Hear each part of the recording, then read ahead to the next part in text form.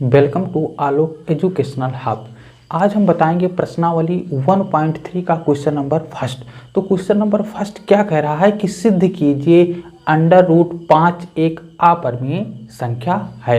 यानी हमको सिद्ध करना है कि √5 जो होता है वो एक अपरिमेय संख्या होता है।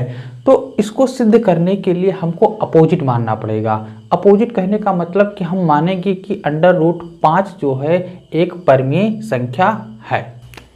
माना √5 एक परिमेय संख्या है, तो अगर परिमेय संख्या है तो √5 को p/q के रूप में प्रदर्शित कर सकते हैं। यानी परिमेय संख्या को हम p/q के रूप में लिख सकते हैं, जहाँ पे जो p और q होगा वो हमारा क्या होगा, पूर्णांक होगा, तथा p और q अब सह अभाज्य संख्याएं होंगी, यानी को प्राइम नंबर होगा, तथा q is not equal to 0 होगा। जहां p और q सह अभाज्य यानी को प्राइम हैं तथा q is not equal to 0। तो अब चूंकि हमने मान लिया है कि √5 एक परिमेय संख्या है, इसलिए हम इसको p/q के रूप में लिख सकते हैं। यानी √5 बराबर p/q। हमको क्या करना है, दोनों पक्षों का वर्ग करने पर, यानी दोनों पक्षों का वर्ग करना है। तो √5 का स्क्वायर बराबर p/q का स्क्वायर। तो √5 का अगर हम स्क्वायर करेंगे तो 5 आएगा, बराबर p²/q²। q स्क्वायर को हम इस साइड में लाएंगे, ये डिवाइड में है तो इधर आएगा मल्टीप्लाई में हो जाएगा, तो 5q² बराबर p²। This implies that p² को हम पहले लिखेंगे, 5q² को हम बाद में लिखेंगे, और उसको मानेंगे कि हमारा ये समीकरण फर्स्ट है।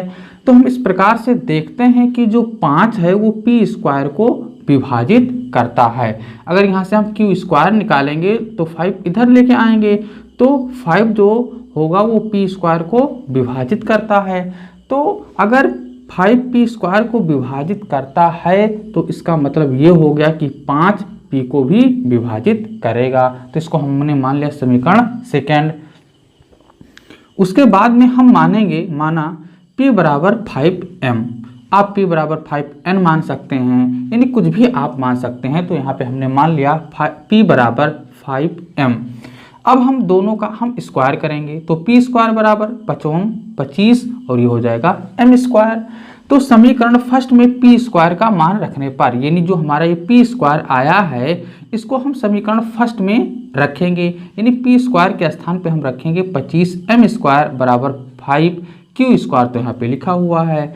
अब 5 को हम इधर लेके आएंगे, इसको डिवाइड करेंगे तो 5 × 5 और 5 25, यानी आ जाएगा 5m² बराबर q²। तो इसका मतलब ये हो गया कि जो 5 है वो q² को विभाजित करता है। अगर 5 q² को विभाजित करता है तो इसका मतलब ये हो गया कि जो 5 है वो q को भी विभाजित करेगा। तो हम इसको मान लेंगे कि हमारा ये समीकरण थर्ड है।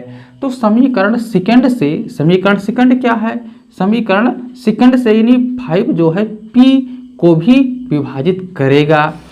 तो समीकरण सेकंड से यानी p जो है 5 से क्या है, विभाज्य है। समीकरण थर्ड देखिए, जो यहाँ पर भी 5 जो है q को विभाजित करता है, इसका मतलब समीकरण थर्ड से q भी 5 से क्या है, विभाज्य है।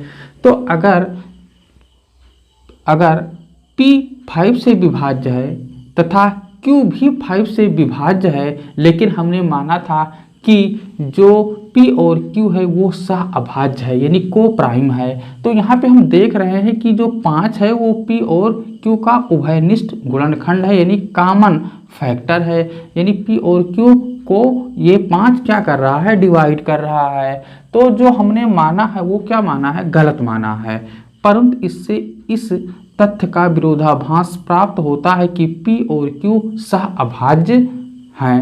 यानी जो हमने माना है कि p और q सह अभाज्य यानी को प्राइम हैं, यानी दोनों में जो उभयनिष्ठ गुणनखंड होना चाहिए वो 1 के अतिरिक्त कोई नंबर नहीं होना चाहिए। लेकिन यहाँ पे मिल रहा है कि 5 ऐसा नंबर है जो इन दोनों को विभाजित कर रहा है।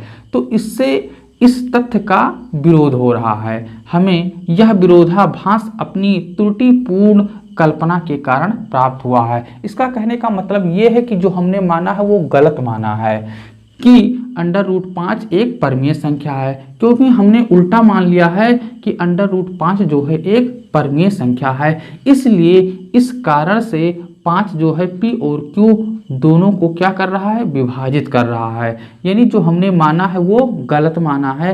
अतः हम निष्कर्ष निकालते हैं कि √5 एक अपरमीय संख्या है। यानी जो हमने माना है वो गलत माना है। गलत मानने के कारण से जो 5 है वो P और Q दोनों को विभाजित कर रहा है। तो इसलिए इस विरोधाभास के कारण से ये उभयनिष्ठ गुणनखंड 5 आ रहा है।